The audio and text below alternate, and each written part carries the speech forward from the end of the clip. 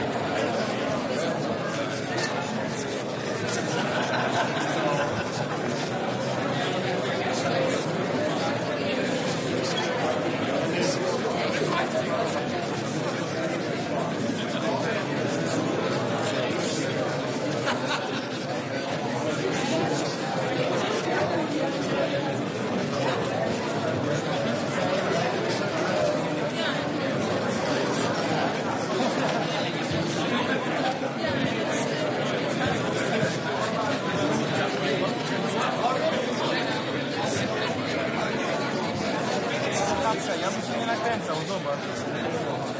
W pierwszym rzędzie masz coś do fotografii. Ja bym się nie przyzwyczajał do tego zdjęcia.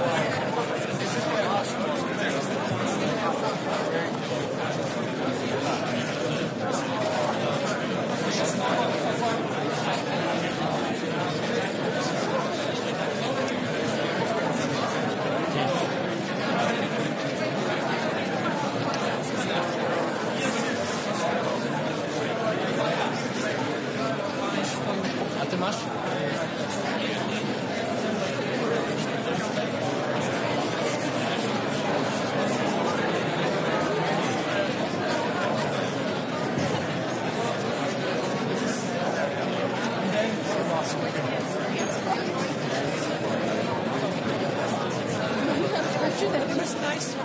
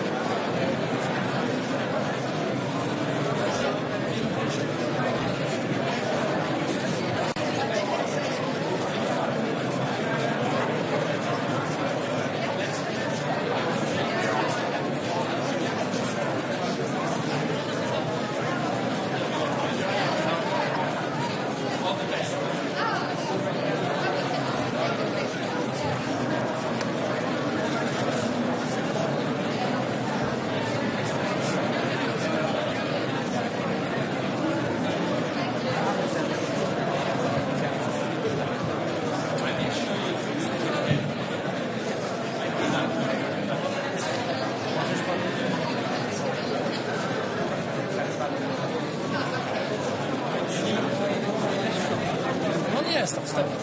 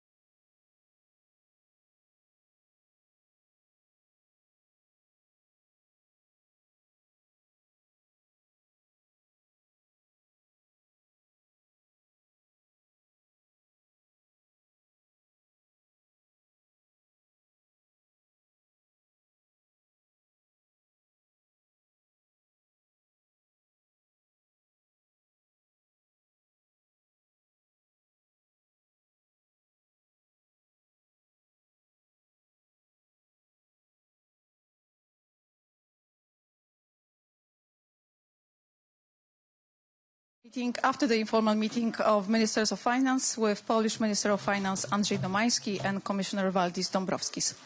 The floor is yours, Minister. Second.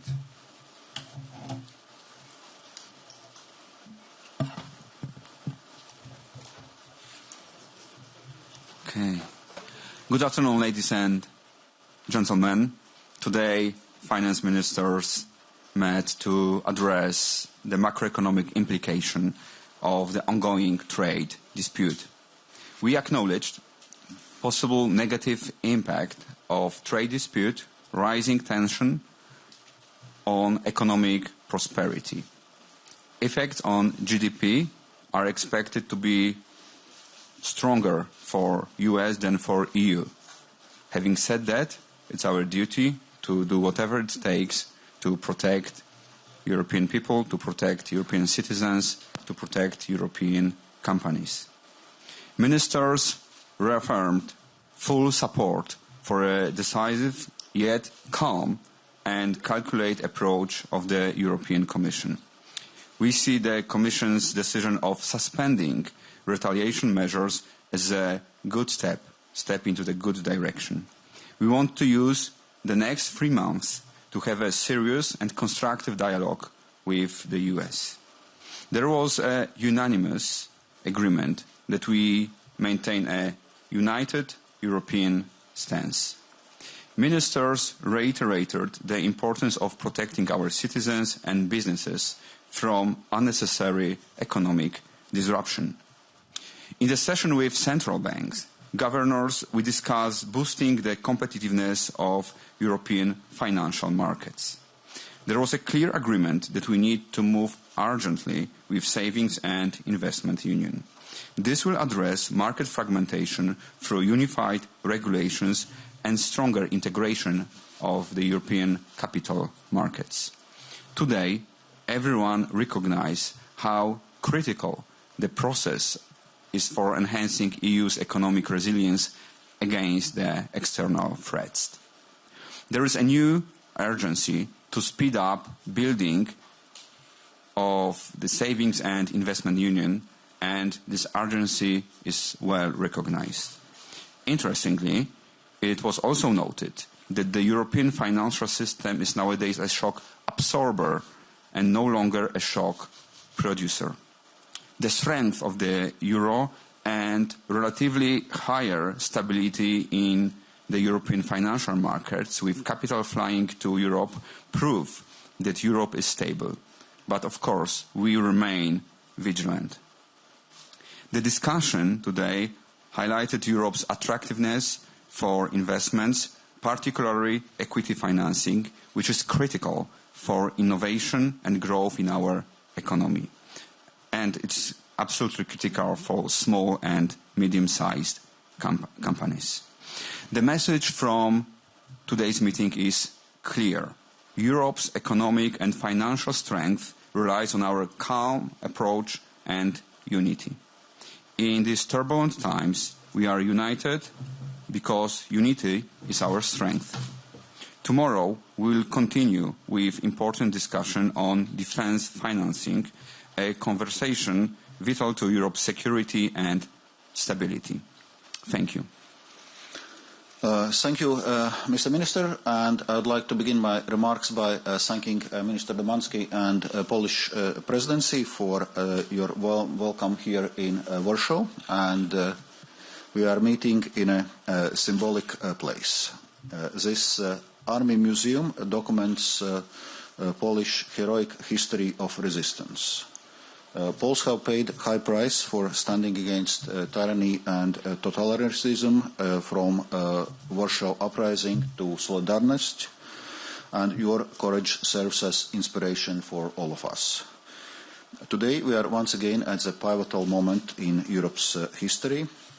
We are not only faced with hard security threats, but also threats to the international rules-based order that has been the engine for progress, peace and prosperity. Poland's history teaches us that in face of these threats, we must remain strong and united. Today, Poland is leading the way in Europe in investing in its defense and security capabilities and in providing Ukraine with the support it needs to fight for survival. Europe must urgently rebuild its defensive capabilities in face of grave security threats from Russia's aggression. This requires significant and sustained investment in defense capabilities and the European defense industry. As Minister already mentioned, at tomorrow's ECOFIN meeting, we will discuss how, through the Commission's Rearm Europe plan and Readiness 2030, the EU will help facilitate this investment. Together, we can and will take responsibility for Europe's security and defense. Moving to trade, ministers continued and deepened their exchange on impact of the Trump administration's imposition of universal tariffs to almost the whole world. The main takeaways from the debate are there was a clear agreement that imposition of universal tariffs is wrong and will deeply hurt economic growth, consumers and businesses on both sides of the Atlantic. I would like to reiterate my message from earlier this afternoon that we are ready to negotiate, and therefore we welcome the 90 days pause on reciprocal tariffs above 10%, which creates a space for negotiations.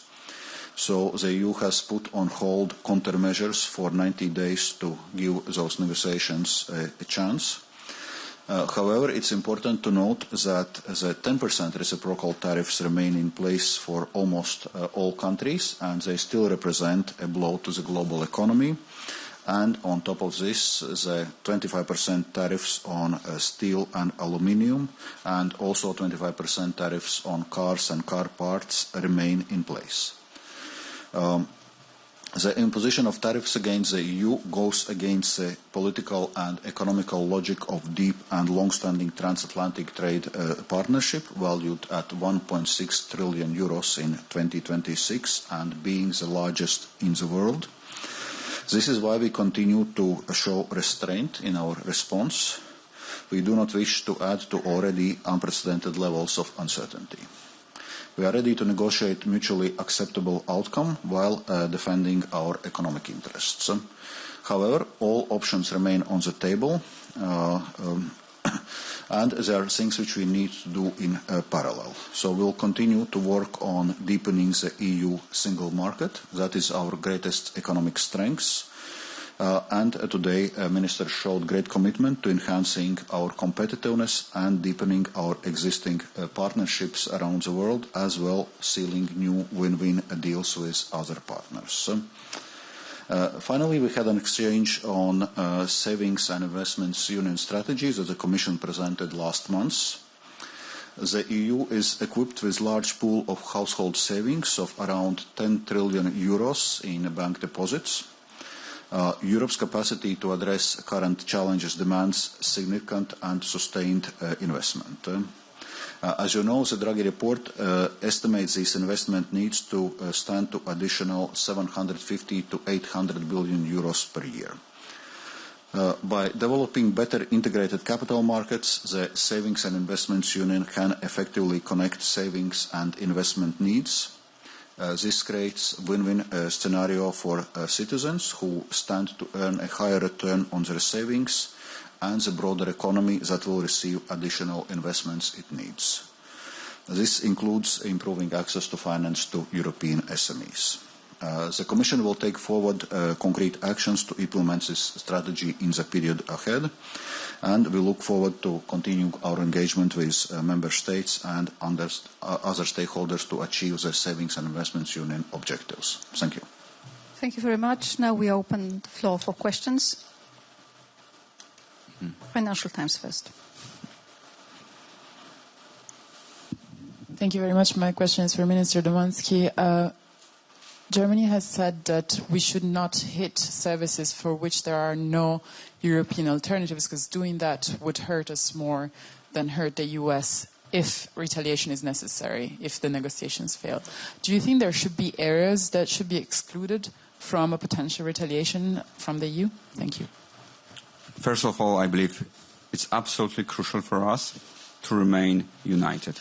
United in our position, united in our negotiation. And this is why we fully support the Commission with its moves. Therefore, we would rather prefer to first hear the Commission official proposal and then to comment over it. We do believe that we must remain tools for further negotiation. So I would not comment on German position right now. What's the most important for us is to remain united, and I can assure all of you that ministers today show and express their full support for Commission in its negotiation with US. Maybe to add a couple of words on this, we touched upon this question earlier today. As I was saying before, all options remain on table, and we'll be discussing this with member states. And given the structure of our trade with US, where we are having a trade surplus in goods and trade deficit in services, obviously we also have to look at the services side. At the same time, it's important that at the end of the day we achieve a balanced outcome in terms of risks and challenges also our policy response causes across different member states. Reuters, please.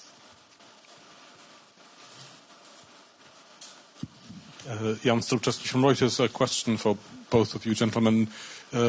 Was there any discussion about supporting concrete sectors that might be most affected in the European economy?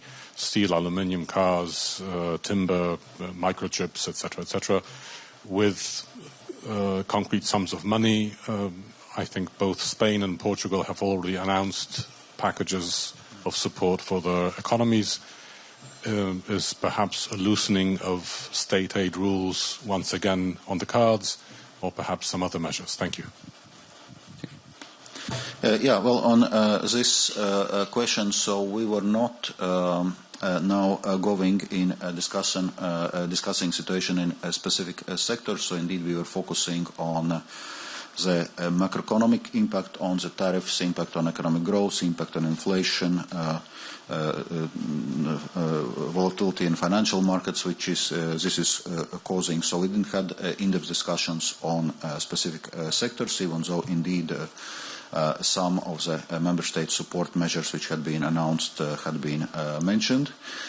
In any case, from European Commission side, our first assessment is that we need to be somewhat cautious in our fiscal response. We had a COVID-19 pandemic, we had energy crisis linked with Russia's aggression in Ukraine, we face serious security challenges, and we already are having elevated deficit and debt levels. So we need to keep in mind also those fiscal sustainability considerations. At the same time, of course, we also need to follow developments in specific sectors and need to be able to intervene if needed. And it must be said that specific sectors you were mentioning, like steel and aluminium, cars, microchips and so on, they are already high on the European Union and European Commission's agenda. Most of our trade protection measures are actually in the area of steel and aluminium. We have launched strategic discussions on the future of automotive sector in the EU, and where obviously we need to factor in those new developments. We have a strategy how we are developing the chips industry, so it all already falls in certain work streams. So currently, as I was mentioning already before, the impact of the tariffs on the EU economy may be in a range of some 0.2% if there are no further escalations. And correspondingly, it's somewhat contained. So in our policy response, we need to keep those fiscal considerations in mind. We agreed to coordinate our response. We need to remain calm, and our response must be really well thought. There is a willingness to invest more into our companies. Of course, we are following the situation. As you know, a couple of days ago, Prime Minister Tusk met with automotive sector in Warsaw. So we are vigilant, but definitely need to remain calm at this moment. One more question, yes.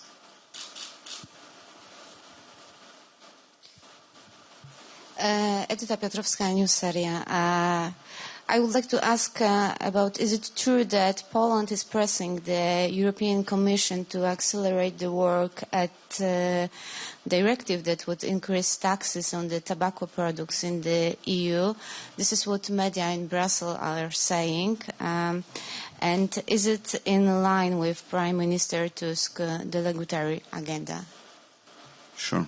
So we are, of course, asking our friends in Commission to accelerate work in many fields. Today we were discussing about savings and investment union, and it's true that so-called the tobacco directive hasn't been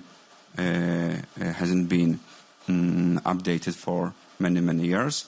We are not putting any pressure, but of course there could be a further discussion on those directives. Here today we are discussing the need to accelerate work over savings and investment union, as we believe that, for example, securitization is a file that we would like to process it during the Polish presidency, and I talked to Commissioner Albuquerque about that also yesterday.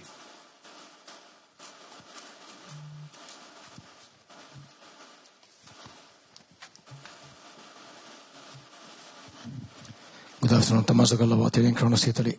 Question for Commissioner Dombrovskis, if I may, because the Italian government said that they would like to activate the general safeguard clause for the Stability Pact, and because of the dire economic situation.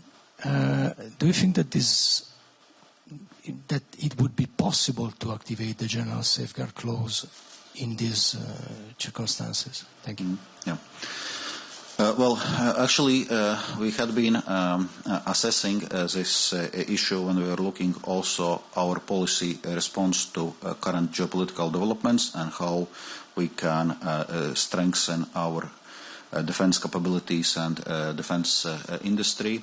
And one of the reasons why we opted for national escape clauses was that general escape clause requires a severe economic downturn in the EU or Euro area as a whole. And that condition was met in 2020 when we activated the general escape clause in the context of COVID-19 pandemic, but that condition is not met now. We still expect economic growth in the EU, and even with the effect of Trump tariffs. Therefore, we opted for national escape clauses because that also allows to respond to, so to say, unusual circumstances beyond government control, and that's where indeed the current geopolitical developments provide justification for these national escape clauses. Hi, yes, Rick Rutten, NRC, thank you. Question for Minister Domanski. In the past months, Poland has been one of the countries most eager to offer an olive branch, so to say, in the negotiations with the US, like buying more weapons or buying more LNG from the US to change the trade balance. I'm wondering, at the end of this week, is there still something that you think that Europe can offer to the US? And do you really still think that is a strategy worth pursuing now that the US can seemingly change its strategy and demands every other week? Poland is the country with probably the highest support for US in the whole European Union. Polish people like US. That's a fact. And it's also a fact that Poland has been buying lots of US military equipment because we early understood how important it is to take more responsibility for our European security. We do not treat it as an argument in this discussion. As I said, the negotiation is fully responsibility of the Commission, and we will remain united. Of course, there are plenty of tools that the Commission can use, and we will be happy to discuss them. But our need to buy equipment, military equipment, is very logical. And this is also why Poland has been pressing for many, many months to have more flexible EU rules in terms of spending on defense. This is why we welcome the recent rearm proposal from the Commission, and we will discuss it tomorrow with other ministers. Ja, Detlef Fechtner, Börsenzeitung, a German financial daily. Valdis Dombrovskis, question for you. Is there beyond, it's a little bit follow-up the question before, beyond buying LNG and beyond buying military equipment, are there any ideas that you had an exchange on what you can do in favor to convince the Americans in the trade dispute, like regulatory things? Do we have any concrete ideas for that? Thank you. Thank you for this question. Certainly there are more ideas and more areas where we can cooperate closely. You mentioned indeed areas like energy, notably LNG, also cooperation as regards military equipment. But then, for example, we had been proposing now to US 0 tariffs on industrial goods. Because we believe that it's a mutually beneficial approach. So this proposal from our side is on the table. So just to give one concrete example, on regulatory cooperation, indeed, we are open to discuss it. And as you remember, with the Biden administration, we had a Trade and Technology Council where we were discussing exactly these kind of things, also trade facilitation measures, how we can cooperate better, and we are ready to have these kind of discussions also with the Trump administration in a format of Trade and Technology Council or also in other format. So clearly there are more areas for cooperation than energy and military. One more question, yes. Mm-hmm. Good afternoon, Aleksander Kieralski, Polityka Insight. Question probably for Minister Domański. I would like to get back to the Savings and Investment Union. So first of all, to implement such mechanism, it would be necessary for member states to delegate some supervisory powers to the EU level from national level. So do you expect any reluctance of member states to do so? And if so, how do you expect it would be tackled? And second question, because the securitization market was indeed one of the priorities for the Polish presidency. So what is the timeline? When can we expect some details? And maybe you can tell us some details on what we can expect. Thank you. So first on Savings and Investment Union, formerly known as Capital Market Union. The discussion about that is really, really old. It takes, it's 20 years that European politicians are discussing the need for better integrated capital markets. And frankly, little has been achieved so far. we are pragmatic. We are trying to make some progress at least. In terms of supervisory, we believe there is absolutely no room for the centralization. Having said that, there is a room for better coordination. And I believe that this is what member states would accept. We have some progress already achieved during Polish presidency, like, for example, settlement period. We are still waiting for the Commission proposal on securitization. I do hope that Polish presidency will be able to work on that file. I expect, and Commissioner Albuquerque told me that it should be presented during the second quarter. Thank you very much. But one more question? Okay, last question. Just a final question for Commissioner Dombrovskis then. We've heard a lot about the euro in the last few days and how it's perhaps taking on a new role and doing very well on the markets. Could you just tell us, what does that mean for European exports and competitiveness? Does it worry you that a strong euro might make European exports perhaps a bit less competitive?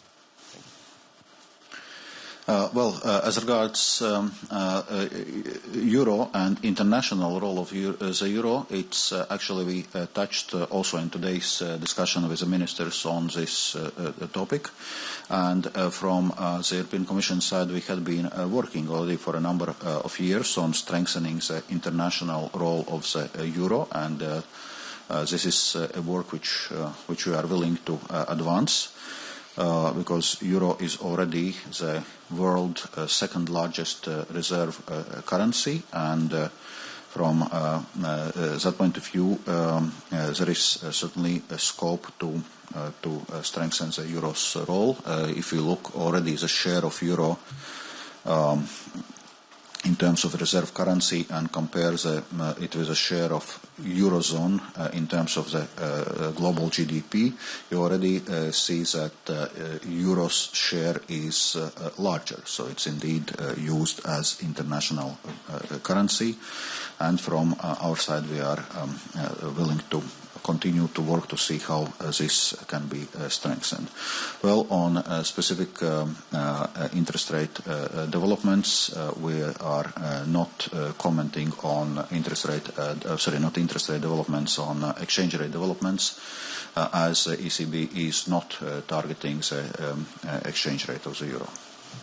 If I may on that, in recent days we noticed a huge spike in volatility not seen since the COVID outbreak, I believe. We saw equity markets plummet. We see oil and copper prices going massively down, pointing to a growing fear about global GDP growth. And at the same time, we see a massive US dollar depreciation and yields on US treasuries going up, hitting, I believe, today 4.4 for 10 years. So clearly, and for those who are following market, it's not often the case, yes, that both equity, there is risk aversion going up and US dollar depreciation. So clearly we see something new, and Europe must be prepared. And this is why we do need to focus on savings and investment union, bringing back competitiveness to Europe, also supporting a level playing field for European companies, for European financial institutions.